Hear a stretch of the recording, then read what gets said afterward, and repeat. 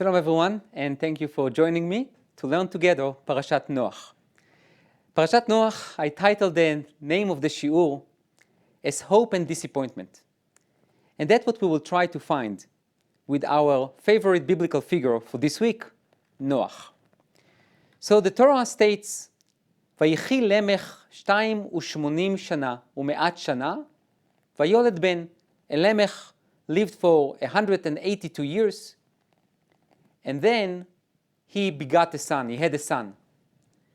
And the idea of saying he had a son, that will be something that you will find many times in Sefer Bereshit. However, it says, ויקרא את שמו נוח לאמור, and he gave him a name, he named his son Noach, because זה ינחמנו, this person, this child, this baby, will yenachamenu, will provide us comfort, ממעשינו, from our work, ומעצבון ידינו, and from the toil of our land, and the toil of our hands, אשר אררה השם. Because this person, this child, this baby, will provide us comfort, and to some kind of relief from the hard work and how much we toil the land, because this land, this earth was cursed by God. So it's very interesting. Noach, I don't know when exactly they named him, but I guess he was a little child. He was a baby. And we already have hope that this child will help us to better our lives and to make this world a better place. This is tremendous responsibility for little baby Noach, who probably has even no idea for the reasons he was given a name of Noach. And then Rashi says, Vayoled Ben, so Vayoled Ben, as we read in the translation, is he begat a son, which means a male baby. However, Rashi reads into the word Ben, and he says, Shemimenu nivna ha'olam, which means that from him the world was built. The word Ben in Hebrew does not mean only a male son, but also livnot, to build. Which means now we have an additional layer to the idea of Noach. There is tremendous hope that Noach will lead humanity to a better place. He will create relief, comfort to humanity because of God's curse. And in addition, he is going to build. He is going to develop humanity, society, and the world itself. In Bereshit Rabbah, which is one of the early midrashim that was composed in Eretz Israel, said something very interesting. ויקרא את שמו נוח לאמור, and Noach, and Lamech called Noach, his baby Noach, לאמור to say, רבי יוחנן ורבי שמעון בן לקיש. רבי יוחנן אמר לו המדרש הוא השם ולא השם הוא המדרש. So now we have a debate between two Amoraim from the 3rd century in Eretz Israel, Resh Lakish and Rabbi Yochanan. Rabbi Yochanan says, what is really important is not the midrash and not the name, which means, לא הווה צריך קרא למימר אלא נוח זה יניחנו, או נחמן זה ינחמנו. He says, in the Hebrew grammar we have a problem. His name should not be Noach, but rather Nachman or Yanichenu, because Noach does not mean he will provide us comfort. Then he should be named Menachem or Yenachamenu. But what does it mean, Noach? אלא בשעה שברא הקדוש ברוך הוא את אדם הראשון השליטו על הכל. So Rabbi Yochanan says that when Hashem created Adam, he gave him the responsibility and the privilege to rule over everyone, every creature. הפרה הייתה נשמעת לחורש והתלם נשמע לחורש.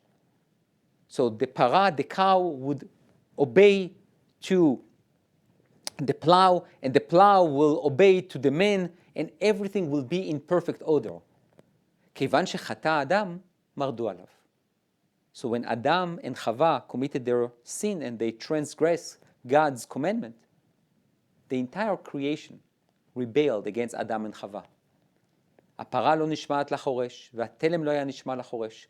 The cow will disobey man, and the plow itself will deviate and will go from right to left. They will not listen to Adam, כיוון שעמד נוח, נחו. And when Noach was born, there was a change, there was a miracle. Everyone relaxed. ומנהלן, and how do I know that? says רבי יוחנן. נאמר כאן ניחה ונאמר להלן, למען ינוח שורך וחמורך. מנייך שנאמר להלן נייחת שור, הפנייך שנאמר כאן נחית שור. Says Rabbi Yochanan, because it says later on when the Jewish people will receive mitzvah Shabbat, part of Shabbat is that also our animals will rest. למען ינוח שורך. Your ox should what? Should relax. He says the same thing here. Noach was named Noach, not necessarily because of what? Of what he will do in the future, because then his name should be different. Says Rabbi Yochanan, he's called Noach because everything nach, everything stood still. No more rebellious. I cannot say that there was harmony, but everyone stood still. So obviously, Noach's birth created some kind of an anticipation for a change. So maybe not miracles, maybe not changing the entire future, but definitely anticipation for something different. That's according to Rabbi Yochanan. Rab Shimon ben Lakish אמר, לא השם הוא המדרש ולא המדרש הוא השם. I'm skipping a bit to the second line, end of second line, אלא, but rather, עד שלא עמד נוח, היו המים עולים ומציפים אותם בתוך קבריהם שתי פעמים. כתיב הקורא למי הים כנגד שתי פעמים שהיו המים עולים ומציפים אותם בתוך קבריהם אחד בשחרית ואחד בערבית. Resh Lakish describes a situation which is horrific, that before Noach's birth, the water will come and basically wash away dead people from their graves, and they will surface up, which was obviously horrific. כיוון שעמד נוח, נחו. And when Noach was born, it stopped. And he brings a proof, because it says, יבואו שלום ינוחו על משכבותם. When you bury someone, you says, ינוח על משכבו, which means he should rest in peace. And when Noach was born, he was named Noach. So here is the connection, which means, according to Rabbi Yochanan, what Noach was able to stop was this animosity, this chaos between the other creatures and Adam. And according to Resh Lakish, what the change that Noach brought just by his soul birth was what? Some kind of a relaxation for the people who died. That's obviously the English translation.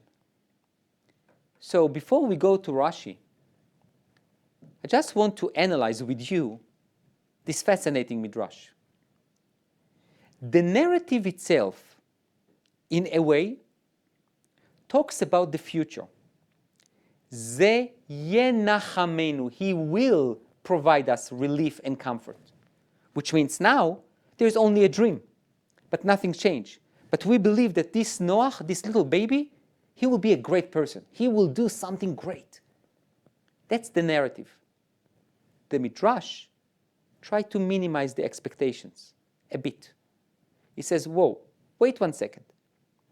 Noach didn't do a thing yet. What he did, that by his own birth, probably because of the potential that he carries within, he was able to stop two phenomena. According to Rabbi Yochanan, he stopped the chaos of creation after the sin of Adam and Chava, which means Lemech, based on God, saw potential in Noach that he is able to stop something. But now the main question is, can you carry on? There is one thing to stop a phenomena, to stop chaos.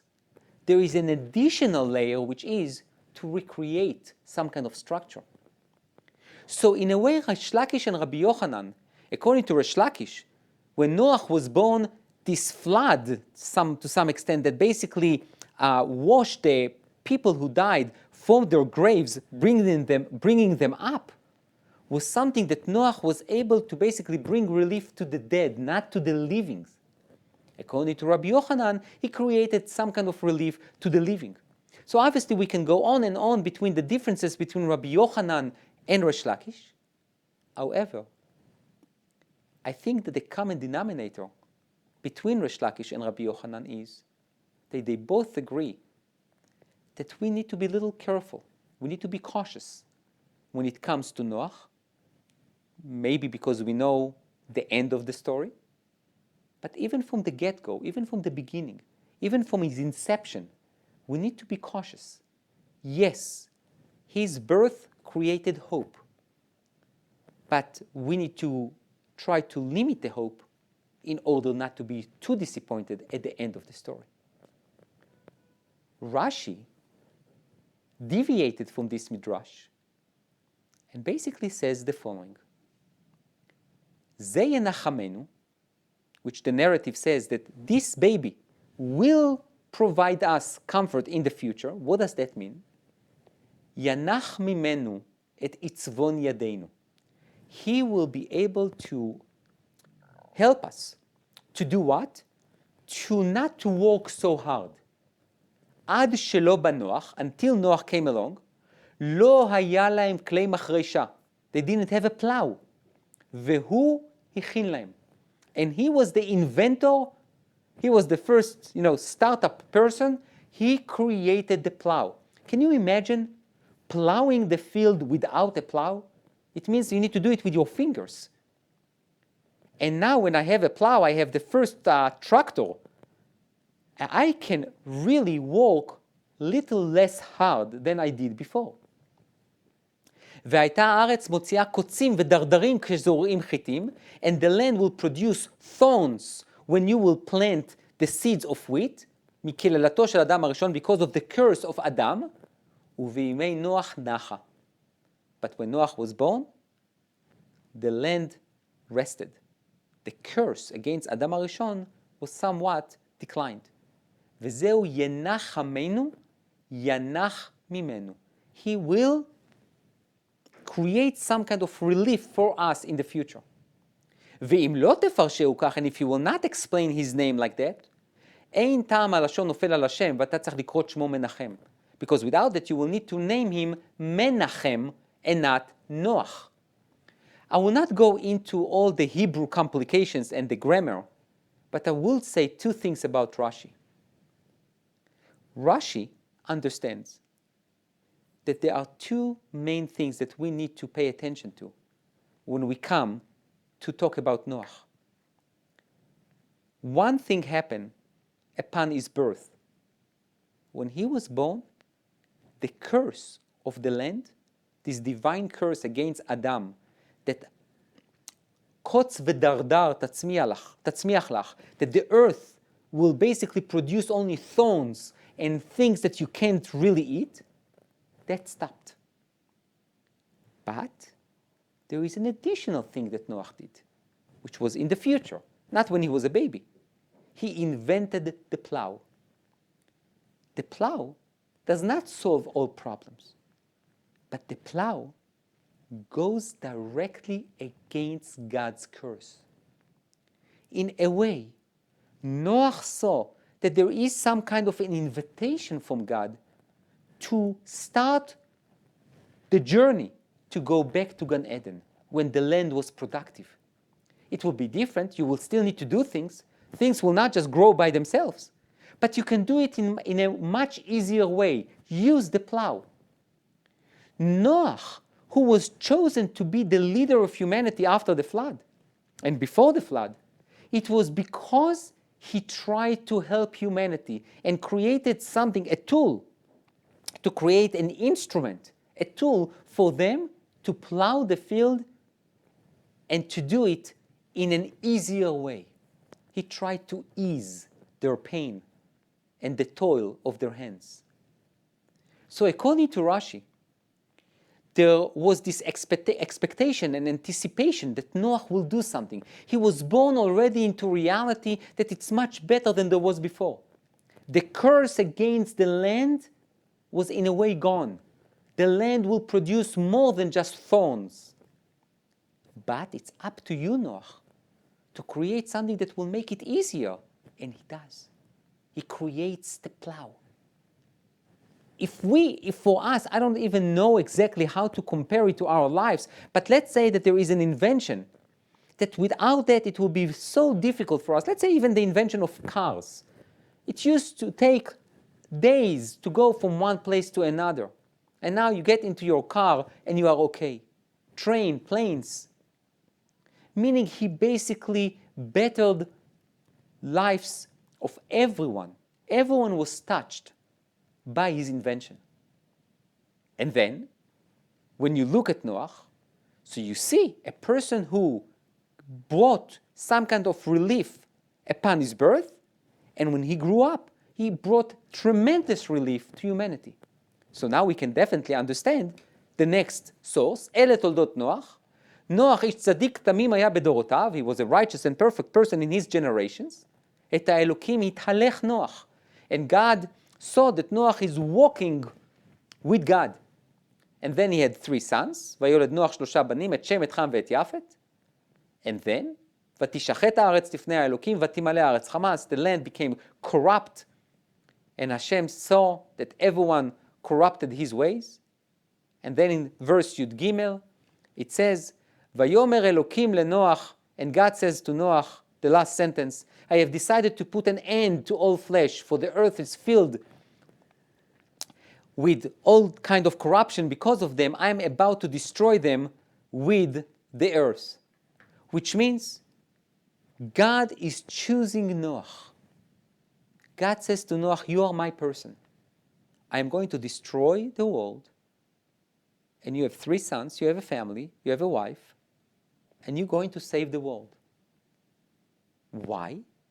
A, because you are righteous in your generation, but also, in addition, because you seized the opportunity to try to help the world. You created a plow. You understand that I want you to try to fight against God's curse and to try to bring humanity back on their journey to the Garden of Eden. So, says the Ibn Ezra, 11th century commentator on the Torah, it says, אלה תולדות נוח. What does it mean, תולדות נוח? The generations of Noach. כמו הקורות. He says it's not generations, but rather the things that happened. איש צדיק במעשיו, תמים בליבו. He was a righteous person in his actions, תמים, perfect in his heart. וטעם בדורותיו. And the reason why it says בדורותיו, in his generations, בדורו, בעת המבול, in his generation, at the time of the flood. ובדורות שהיו אחריו, כי הוא חיה עד שהיה אברהם בן נ"ח שנה, והסימן הוא ואברהם אבינו בן נוח, כאשר מת נוח. So Ibn Ezra, and I know that most of you know the other midrashim that talks about the fact that Noach was righteous only in his generation, but not in other generations, and we will deal with it later on in the class. But according to the Ibn Ezra, no, Noach was a really good person in his generation and in the generations after him, because he was at the same time with Abraham, at the same generation, and he was a righteous person. So until now, I think we look at Noach as a very positive biblical figure. He brought relief upon his birth. He created relief when he grew up. And even according to Resh Lakish and Rabbi Yochanan, there is hope from this person. Because only until he was born that there is such a change in nature. The people who die don't surface up again in the morning and in the evening. And the chaos there was in nature stopped. So obviously, the entire narrative and the midrashim and all the commentators and all the commentary that we read brings us to the point that we have tremendous hope from Noach. He's going to be the one. He is going to be the one who will convince Hashem that it was a great thing to create us and that we have a wonderful place to live in. We have tremendous hope. Remember that sentence. Says Radak, Rab David Kimchi, says that האלוקים התהלך נוח, that Noach walked with God, דבק היה בו, he attached himself to God, וכל דרכיו לשמו, and everything he did was for the sake of heaven. וזה היה כוח גדול משכלו שהתגבר על טבעו, and his mind, his brain, and his attachment to God was basically allowed him to overcome his nature and his inclination, because הוא היה בדור רשעים וחמסים, ולא למד ממעשיהם, ולא התבודד בעבודת האלה להוא לבדו. The Radak describes as Noach as a truly righteous person. He lived in a terrible generation. A generation that is immoral, unethical, corrupt, evil. And Noach was able to A, separate himself from them, and B, to attach himself to Hashem himself. This is something that we should not take into granted, and we should definitely not dismiss. This is another layer for our hope that Noach will be the ultimate leader. Yes, we know the end of the story, but we are not there yet. We just try to basically build up the problem. Because until now, we did not see anything negative on Noach, not in the narrative and not in the Parshanut, not in the commentary that I brought in front of you. If you will ask me now, what is my opinion about Noach? I would say probably one of the greatest biblical figures that ever lived on earth. So obviously, the question that we need to ask is, as we say in Hebrew, מה קרה? What exactly took place here? How come that Noach ended his life drunk in a tent and basically forgotten? What exactly happened to that hope from that person who brought so much relief and comfort, not only to himself, but to everyone? I would like to add something to it. We're going to build up our case. It's not only the Ibn Ezra and the Radak, but it's also the Ramban. The Ramban says, Ish tzaddik tamim haya, that Noach was a righteous, perfect person, a wholesome person. יזכיר הכתוב שהיה זכאי ושלם בצדקו. He was innocent and he was shalem, he was wholesome in his righteousness. להודיע שראוי להינצל מן המבול שאין לו עונש כלל. It's not that just when you compare him to the others he was good. No, he was really good. כי הצדיקו הזכאי בדין הפך הרשע. ואחר שאמר שהוא איש צדיק, and after the narrative says, the Torah says, God says that he's איש צדיק, that he's a righteous person. כי איננו איש חמאס. He is not a corrupt person, הוא משחית דרכו, כבני דורו החייבים. אמר שהיה מתהלך את השם הנכבד ליראה אותו לבדו. He would walk with God. His only fear or awe was God. איננו נפתח אחרי עוברי השמיים ומנחש ועונן, וכל שכן אחרי עבודה זרה, ואינו שומע להם כלל. Noach didn't listen to them to be an idol worshiper. He didn't believe in any other power, only God. So he was definitely a monotheist. Was not an idol worshiper, was an ethical person, was a tzaddik, was an inventor. This is perfect. This is just too good to be true. כי רק בשם לבדו הוא דבק תמיד, because he attached himself only to God himself, והולך בדרך אשר בחר השם, and he walked in the path that God chose, הוא אשר יורה אותו כי נביא היה. The Ramban called him a נביא, a prophet. So, we definitely are pretty perplexed. I purposely did not bring yet the midrash that talks about Noach versus Avraham, Noach versus other leaders. We will deal with that, as I said, at the end. But I wanted to share with you from all different angles and from different countries and different ages, different eras in Jewish history. 11th century, 13th century, 14th century. And even if you take Rabbi Yochanan and Rabbi Shimshon ben Lakish from the 3rd century, no one has a bad word to say on Noach. And let's continue. ויולד נוח, הוא כבר הזכיר בניו שהוליד למעלה. The Torah already mentioned the children that he gave birth to in previous פסוקים. אלא זכרם הנה אחר שאמר יתהלך נוח להורות. כי כמו שהתעסק בעבודת הקל, כן לימד והרגיל את בניו, שהוליד לסור מדרכי הרשעים ולעבוד את השם ולדבקה בו. שאם לא כן, לא היו ניצלים מן המבול.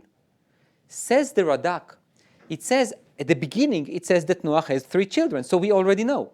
And then in Pasuk Yud, at verse 10, again the Torah repeats the fact that Noach gave birth to 3 children. Obviously, it's superfluous. We don't need it. Says Radak, no, we do need it. There are some people who are very righteous for themselves. They build themselves up, they work on their midot, on their attributes, and they become tzaddikim. But they forget their children. And their children deviate or go other places, or they're just not being influenced. Noach was not like that. According to Radak, Noach was not only a righteous person on an individual basis. He made sure that his children are righteous.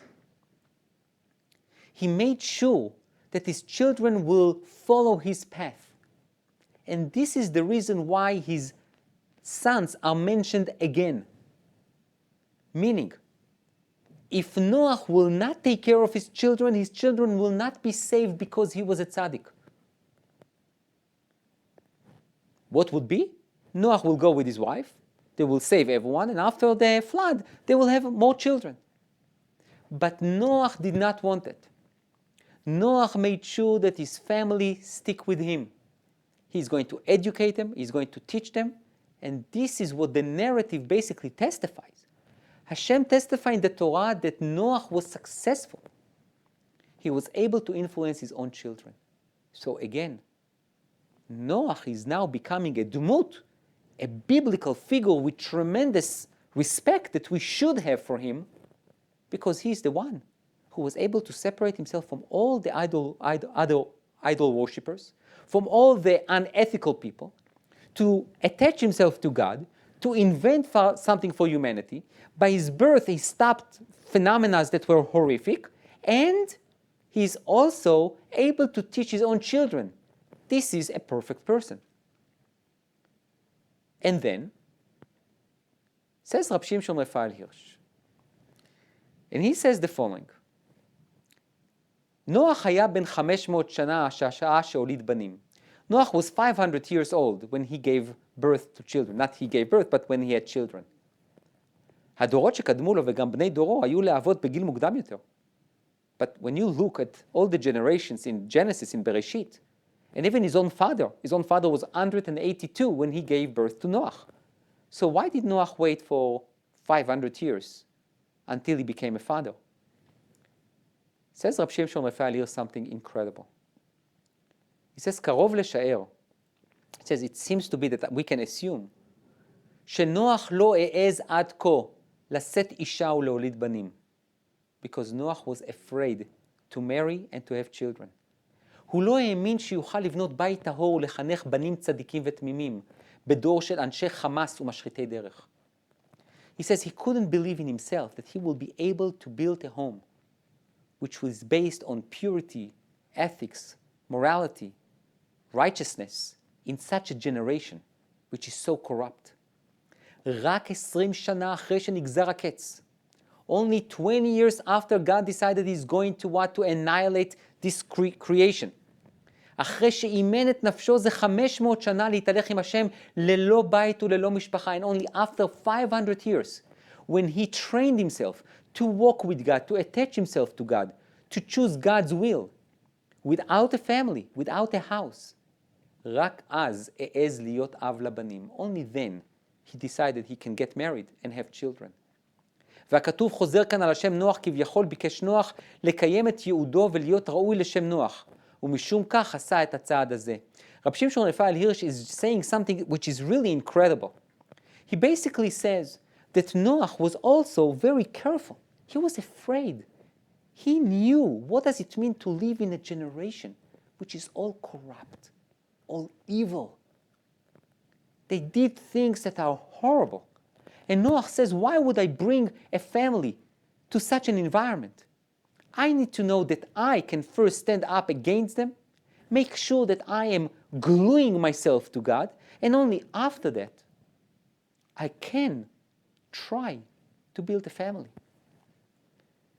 I think that what Rabbi Shimshon Raphael here says about Noach, it's not a critique.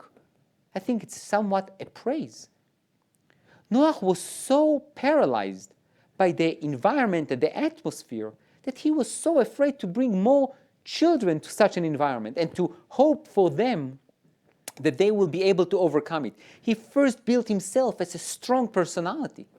And only after that he brought family and made sure, like what the Radak says in the previous page, that his children will be as righteous as him. So now, it is basically crying out from the narrative, the question that I'm about to ask. I don't recall almost any other biblical figure that has so many good attributes, that was able to really glue himself to Hashem, to be chosen because of his inventions and his righteousness.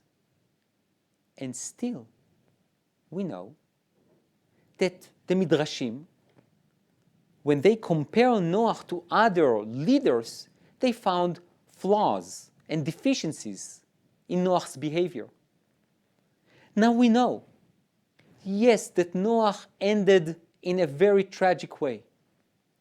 But the question is, what was in between? What was between the hope for really someone who can lead humanity to a tremendous disappointment from Noach, who lost it all? And also part of his children deviated. What was the missing ingredient with Noach's behavior? In Dvarim Rabbah, which is a midrash, says the following: Noach amar leMoshe. Obviously, those conversations that the midrash tried to describe, it's for the lessons that comes from it.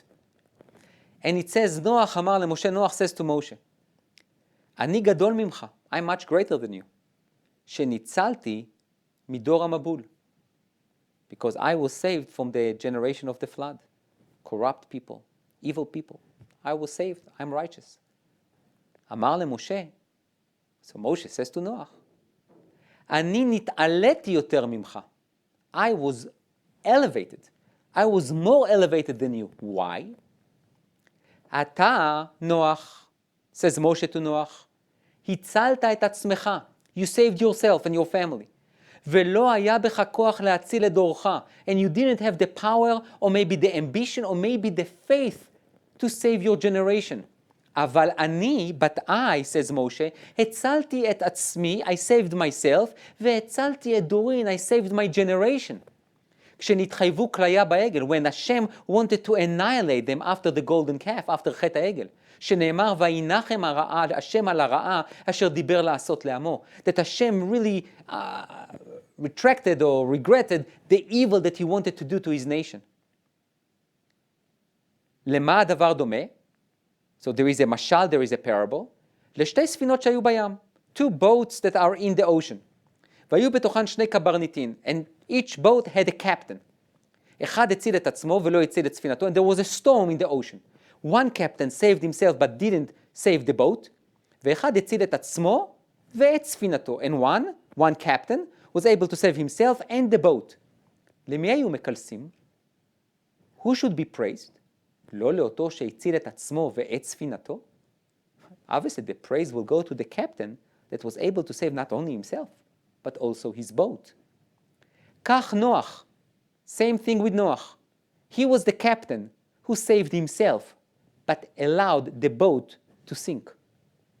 אבל משה הציל את עצמו ואת דורו. Moshe was able to save himself and his generation. ואת עלית על כולנה. And therefore, the pasuk, ואת עלית על כולנה, you were elevated, it was about Moshe Rabbeinu. Let's pause here.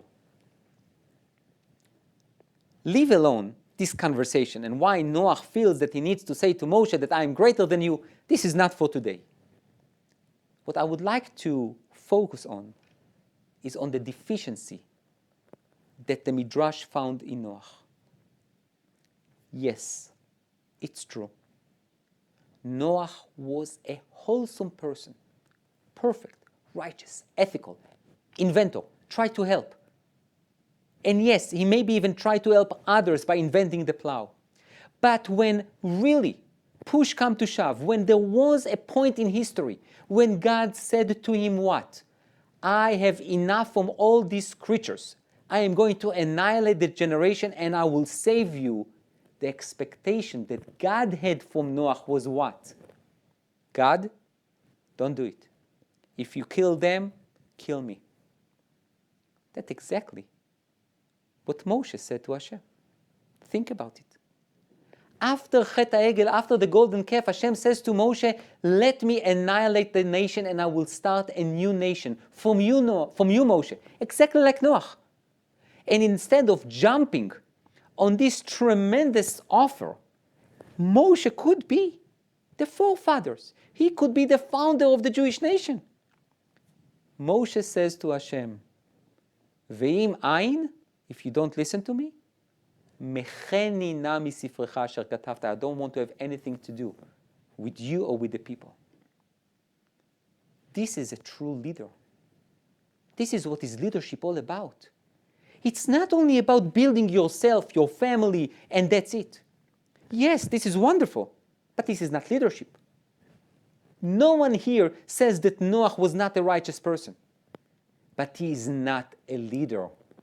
A leader is willing to sacrifice his own accomplishments, his own, whatever he built, for the people that he feels responsible for. Noach missed the point. It's not to dismiss what he did. He accomplished tremendous amount to fight against this generation was evil and corrupt. But that's not enough to be a leader. It's enough to be saved, but not to save others. To save others, you need to have an additional character, an additional attribute, to be willing to give everything, to sacrifice it all for others. So this is where the disappointment comes along. And maybe, that was one of the reasons why Noach ended up the way he ended up. Because after he saved himself, and there is no corrupt generation, he became drunk in the tent. There was nothing to do for himself. There is definitely nothing to do for others. So he was done. Moshe was never done until his last day his last days of earth. In his last day, when he was 120 years old, the Torah states in Parashat Vayelech, he goes from tribe to tribe to give them Torah, to teach them, to inspire them, to touch them, to shape their future. A true leader never ceases to work for others. Not to neglect himself, but he cares about others. So this is one of the main deficiencies of Noach when you compare him to Moshe. Rashi, and here is the Midrash that I obviously held for you towards the end of the Shiur, which we all know, Bedorotav, in his generations, Yesh meraboteinu dorshim oto lishvach. Some of our rabbis basically praise him, saying, She'ilu haya bedor tzadikim haya tzadik yoter, that if he would live in a generation of righteous people, he will be even more righteous. V'yesh dorshim oto lignai. And some people, some rabbis, basically view Noach in a more of a dismissive way. Lefi doro haya tzadik. If you put him on the scale with his generation, he's obviously righteous. ואילו היה בדורו של אברהם, לא היה נחשב כלום. Now, this is a very strong statement. If he was in Avram's generation, he was considered as nothing. Nothing? Not even something? It means what? That when you compare Avram and Noach, there is something that Avram has that will basically overshadow what Noach has. So what is it? Says Rashi, את האלוקים התהלך נוח, ובאברהם הוא אומר, התהלך לפניי והיה תמים, אשר התהלכתי לפניו. Which means, When Noach, it says, Et האלוקים התהלך Noach, which means, in a very loose translation, and Noach walked with God. However, when it comes to Abraham, it says, התהלך לפניי. It's almost like a commandment. You should walk לפניי, in front of me. Says Rashi, in the name of a midrash, Noach היה צריך סעד לתומכו. Noach needed help, always, encouragement, to move. אבל אברהם היה מתחזק ומהלך בצדקו מאליו. But Abraham would gain strength by walking, by doing things. He didn't need to wait for God. He did it on his own. And that's what the pasuk that Rashi quotes, וירא השם אל אברהם, ויאמר אליו, Hashem revealed himself to Avram, and he says to him, אני אל שדי, התהלך לפניי והיה תמים. התהלך לפניי. Walk in front of me. Don't wait, quote unquote, for me. Says Ramban, התהלך לפניי, ללכת בדרך אשר אורא אותך, to walk in the path that I will show you, כטעם אחרי השם אלוקיכם תלכו ואותו תיראו, כי המצווה לאחוז דרכו, קודם שיורנו יאמר התהלך לפניי. והבא אחרי הצוואה, יאמר אחרי השם תלכו. Which means, התהלך לפניי is even before I say so. You need to, in a way, think what I think. Even before I give you a commandment, you need to ask yourself, okay, what exactly Hashem wants for me? What is God's intent? What should I do? What should please God? What is the path, the moral path, the ethical path, the spiritual path that Hashem wants me to walk on, even without Him telling me? How do you know? When you glue yourself to Hashem. And after Hashem commands you, you also need to what? To follow Him.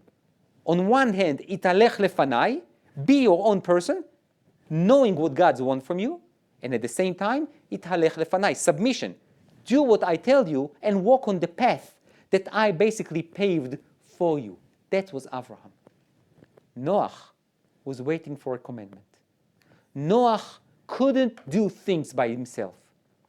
By the way, even when the flood began, he had to wait for Hashem to tell him, go to the ark, go to the teva. He didn't do anything by himself.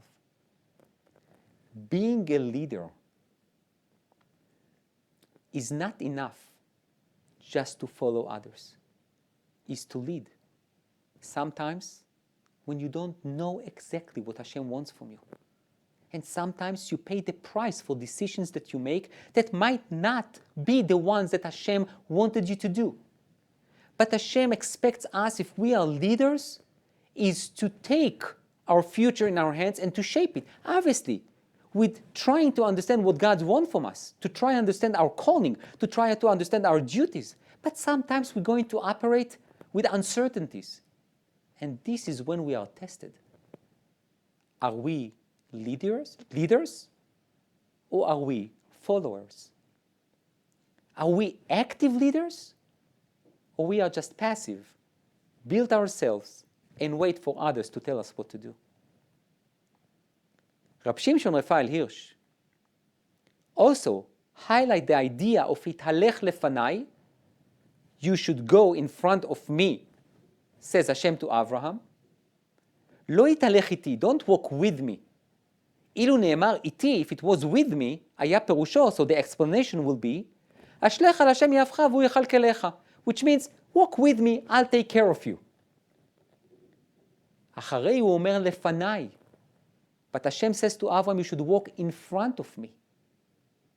הווה אומר, שווה את השם לנגדך תמיד. Meaning you walk in front of me, but put me in front of you, even though I'm, so to speak, behind. Which means when you walk, when you shape your future, always place God in front of you, even if you don't hear your voice clearly. נמצא פירושו כאן, so the explanation is, בכל דרכיך דע את השם. In everything you do, in every path you choose, you should know God. המציב לכל נברא תכלית ומידה, ומעניק חירות רק במסגרת החוק. מה טיבו של אדם המתהלך לפני השם? What is the job description of a person who is walking in front of God? הוא דומה באופיו לכל הנבראים. He looks like everyone else. שאל שדי טבע את אופיים. טבעה מוטבע בהם לעד על כוחם ושלא ברצונם. ואילו אברהם יסגל לו את הטבע הזה בחירות וברצון חופשי. Abraham was able to know what Hashem wants from him to do even before he was told. He was able to understand God.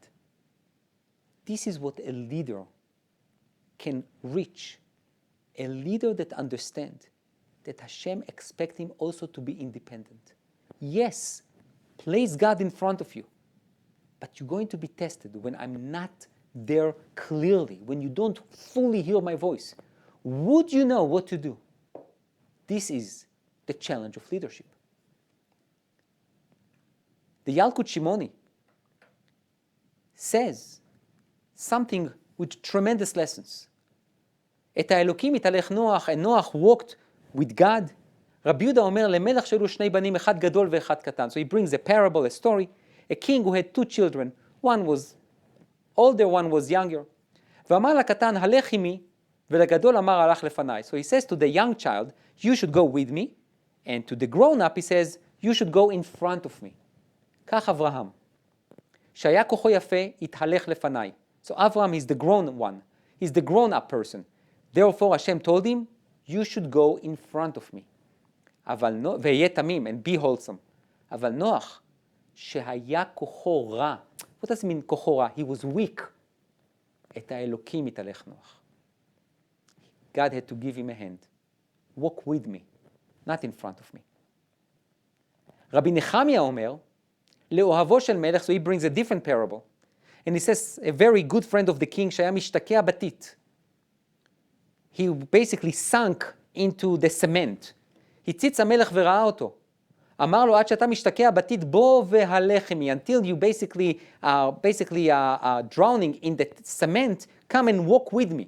הדה הוא דכתיב את האלוקים יתהלך נוח. Meaning Noach was basically sinking with his generation, so God gave him a hand and says, no, you walk with me. However, למה אברהם דומה? But Abraham is compared to what? לאוהבו של מלך שראה את המלך מהלך במבואות אפלים, והתחיל מאיר לו דרך החלון. This is unbelievable. What Rabbi Nehemiah says. The world was dark. The world was cloudy. You couldn't see Hashem, so to speak. God was walking במבואות אפלים in dark alleys. And when Abraham saw God, he lit a candle from his window in order to, quote unquote, help God to be seen. And when Hashem saw it, אמר לו, עד שאתה מאיר לי דרך החלון, בוא והאר לפניי. Don't stay behind the window, Avram. Take the candle and walk in front of me to, quote unquote, show me the way. This is a tremendous midrash. It basically says that Avram was the one to able to, quote unquote, and we need to understand it, pave the way for Hashem to be revealed in this dark world, in this dark universe. This is much more than we saw before. According to Rabbi Nehemiah, without Abraham, so to speak, Hashem will still be in such a place of a dark place that no one will know about God. Avraham Ohavi, Avraham my beloved, says Hashem to Avraham. He was the one to carry out the message, for entire humanity that there is God. הוא החל לקרוא בשם Hashem. He started pronouncing, claiming publicly, there is God in this world. And I am willing to sacrifice for Him. I am willing to sacrifice my own things for Him. I believe in Him. And I am going to bring Him to the light. That's the difference between Avram and Noach. In a way, Hashem helped Noach. When it comes to Avraham, so to speak, Avram helped God. Rabbi Sachs, Zichrono Livracha, in Covenant and Conversation, adds another layer. And he says the following. Noach is the classic case of someone who is righteous, but who is not a leader. In a distressed age, when all has been corrupted, when the world is filled with violence, and when even God Himself, in the most poignant line in the whole Torah, regretted that He had made man on earth, and He was pained to his very core, Noach alone justifies God's faith in humanity, the faith that led Him to create humankind in the first place. that is an immense achievement, and nothing should detract from it. Noach is, after all, the man through whom God makes covenant with all humanity. Noach is to humanity what Avram is to the Jewish people. So, on the way of reading the story of Noach is as an example of lack of leadership. Noach was righteous but not a leader. He was a good man who had no influence on his environment. There are, to be sure, other ways of reading the story, but this seems to me the most straightforward. If so, then Noach is the third case in a series of failures of responsibility. As we saw last week, says Rav Sachs, what he wrote last week, Adam and Eve failed to take personal responsibility for their actions. Cain refused to take moral responsibility. Noach failed to test of collective responsibility. This way of interpreting the story, if correct, entails a strong conclusion.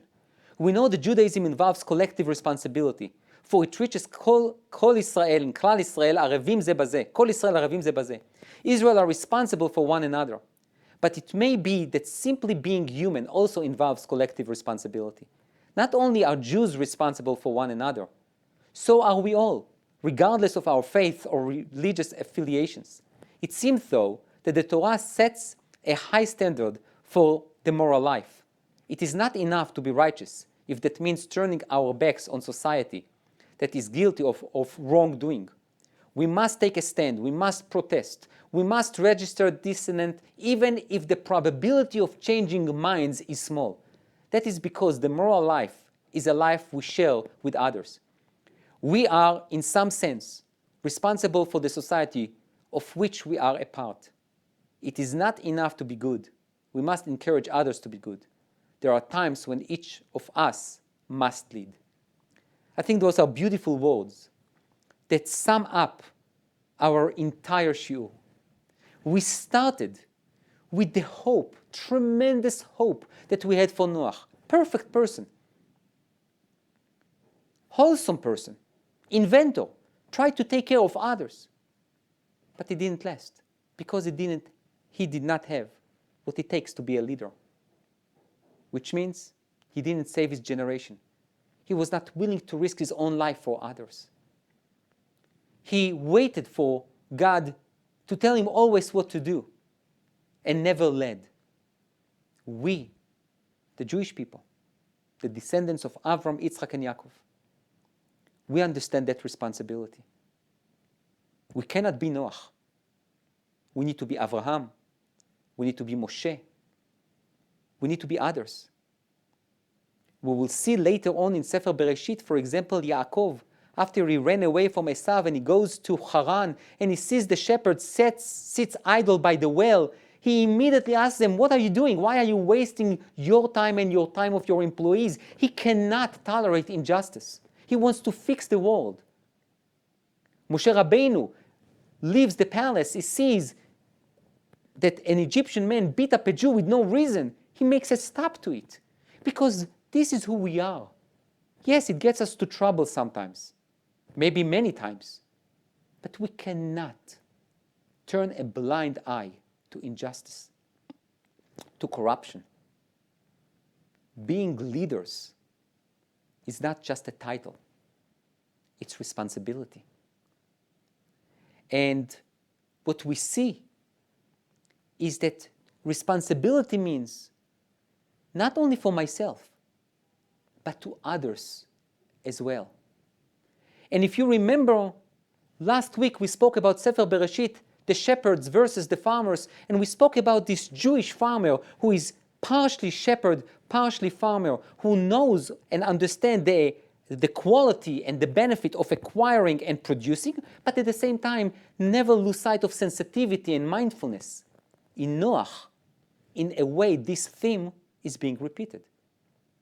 Being responsible, being a leader or a responsible leader is not only to take care of myself and my family. It's to make sure that everyone around me, no difference if he's my faith and my gender, is my nation, is my family, is part of humanity, he or she becomes better people as well. Thank you.